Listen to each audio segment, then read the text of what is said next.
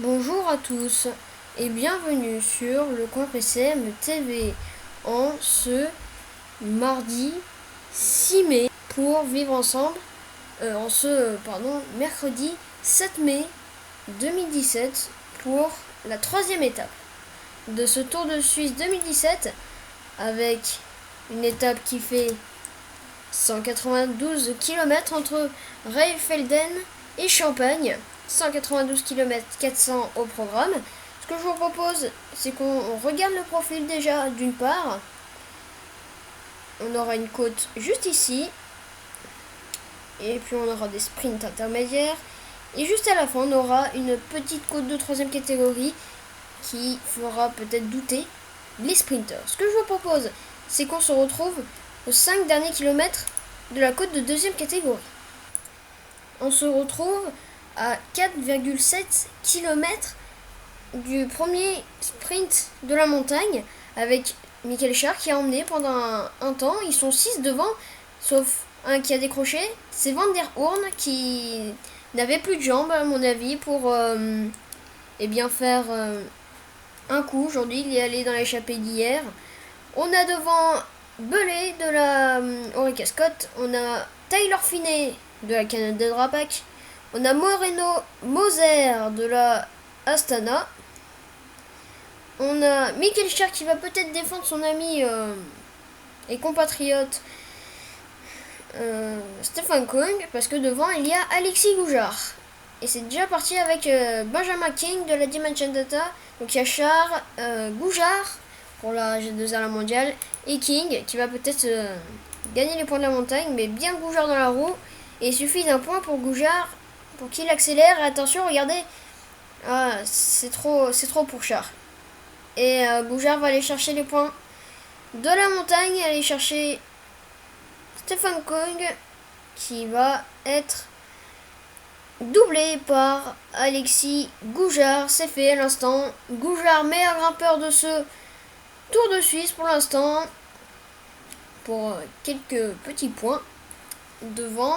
On se retrouve au début de la côte de troisième catégorie et pour voir le final de cette épreuve. On se retrouve, si vous voulez, à 30 km de l'arrivée. On se retrouve à 20 km de l'arrivée avec l'échappée qui est toujours pas reprise, mais on voit que derrière, ça va rouler à mon avis. Ça doit rouler, on voit derrière le peloton qui est en train de reprendre un peu l'échappée. Premier passage devant la ligne d'arrivée pour l'échappée. Pas pour le peloton, mais pour l'échappée.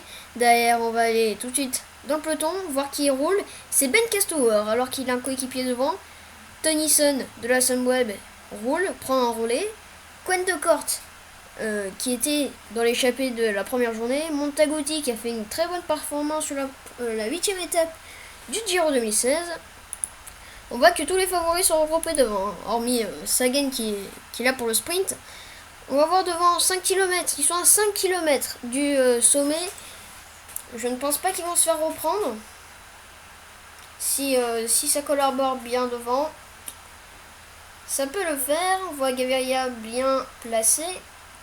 Kruijswijk qui est déçu dans le dernier Giro et qu'il a abandonné même. Il a abandonné dès la 20ème étape, je crois, il a abandonné. Début de 20ème étape en tout cas. Allez, Brambilla le leader pour la montagne de la Cuesta Flor. Ça roule. Et devant c'est Michael Schär avec pourquoi pas Alexis Goujard. Est-ce qu'il va prendre les points de la montagne, Alexis? Non, il va pas les prendre. Par respect. Voilà. Ils vont se rattraper à 10 km de l'arrivée. On voit qu'il pleut un tout petit peu sur la route du Tour de Suisse. On va peut-être avoir de la neige au Solden dès la 6ème étape. Et je vous rappelle que demain, il faut bien être là sur la chaîne Le Camp PCM TV parce qu'il y a une grosse étape de montagne qui arrive, je crois. C'est pas le Solden. Désolé si je connais pas les villes suisses et les montagnes suisses. Pourtant j'habite à peu près à côté. Bon, à Drôme, vous allez dire c'est pas à côté, mais Mais voilà, bon, débat close. 5 km la banderole et ça va arriver tout de suite avec Gaviria qui prend une roue. Désolé si vous entendez des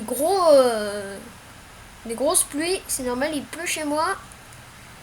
Et vu que ma tuile est très mal placée. Ah ça y est, Gaviria est intelligent, il prend la roue de Greg Van Avermaet. Tranquillement, dégaine que le petit sprint. Et Gaviria va peut-être s'imposer pour la troisième fois sur ce... eh oui, Gaviria intouchable. Intouchable Fernando Gaviria pour cette troisième étape qui remporte. Donc cette deuxième étape en ligne derrière Peter Sagan qui fait encore deuxième le pauvre. Pauvre Peter Sagan. Michael Matthews qui fait une place d'honneur troisième. Greg Van Avermaet qui a lancé son sprint trop tôt. Quatrième. Van Dresburg, très grosse performance pour l'Africain de l'équipe Dimension Data. John Degenkolb a encore déçu. On croyait qu'il allait faire une grosse performance sur ce Tour de Suisse. Il s'est beaucoup exercé après son accident de la route en 2015 avec la Giant Alpecin, qui depuis a rejoint la Trek Segafredo. Mais quel sprint! Gaviria était intelligent, il a pris la roue de Greg Van Avermaet, mais il suivait tranquille, on dirait que c'était tranquille. Regardez, il a débordé à 500 mètres de l'arrivée pour sprinter à fond comme il sait le faire et s'imposer en costaud ici à Champagne. On va voir tout de suite les podiums. J'aurais dû vous laisser voir le sprint de plus bref. Quel sprint! Gaviria vainqueur du jour. Il n'y a pas eu d'écart, il y a eu un petit trou, mais il n'y a pas eu d'écart. Deuxième victoire d'étape pour Gaviria, intouchable sur ce Tour de Suisse, qui conserve son maillot jaune, mais qui à mon avis va le perdre dès demain. Et si Tom Dumoulin arrive devant tous ses adversaires, eh ben, il portera le maillot jaune pour la deuxième fois de sa carrière. Maillot jaune de Tour de Suisse, j'entends parler. Parce qu'il a déjà porté en 2015. Et oui, Alex Goujard redevient meilleur grimpeur. Il a pris 10 points d'avance sur son adversaire, Stefan Kung. Attention parce que si Mullen ou Eman ou des Faminic viennent dans l'échappée, bah ça veut dire que ils peuvent le déranger sur le classement de la montagne. J'entends parler de Kung, pas de Goujard, parce que Goujard il est un peu invincible.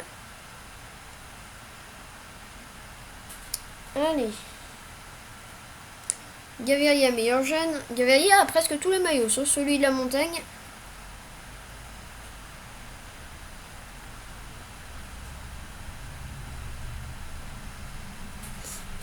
Et demain, grosse étape comme je vous l'ai dit tout à l'heure. Dimension Data est la meilleure équipe. Toujours meilleure équipe même. Et j'ai hâte d'avoir ce PCM 2017.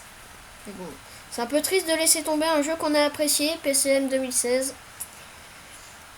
Donc je vais vous expliquer ce que je vais faire sur PCM 2017. Déjà, je vais faire la découverte. Ça, c'est global. Mais après, je vais pas enchaîner direct sur le Tour de France. Je vais faire une carrière tout en même temps. Je vais faire le pro cycliste et une carrière avec, pourquoi pas, la Trek Segafredo. Et puis après, on débutera ce Tour de France que j'ai envie de faire, bien sûr, aux côtés de vous. Ça va partir de Mullen que, eh bien, il y a eu des écarts. Dougal est le dernier. Et au classement général, toujours Fernando Gaviria, Peter Sagan, Moser 3ème, attention à Moser, le puncher, Calmegen 6ème, Goujard 4ème, meilleur français. Tom Dumoulin, attention, Tom Dumoulin, bien sûr. Geraint Thomas, Wouter Poels. Donc, je vais vous montrer l'étape de demain entre Briglis et Carrie. Regardez cette étape de 124 km avec un col de hors catégorie. Je pense qu'il fera 20 points au classement de la montagne. Première catégorie, je crois, c'est 15 points. Et l'arrivée finale aura, je crois, 25 points ou 30 points. On verra, plus les bonifications. Donc, voilà, le grandissime favori, ce sera Steven Kruijswijk, même s'il a déçu sur ce Giro. Michael Antrel Lopez. On voit qu'ils ont tous des 79, des 78. Donc c'est très relevé ce Tour de Suisse.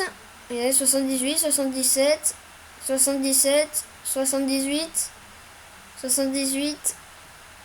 Mathias Franck à 77, 77 et 77. Regardez, ça descend pas au-dessous de 77. Donc voilà, je vous remercie d'avoir regardé cette vidéo et merci d'avoir regardé cette 3e étape du Tour de Suisse. A bientôt sur le Camp PCM TV. Allez, à demain.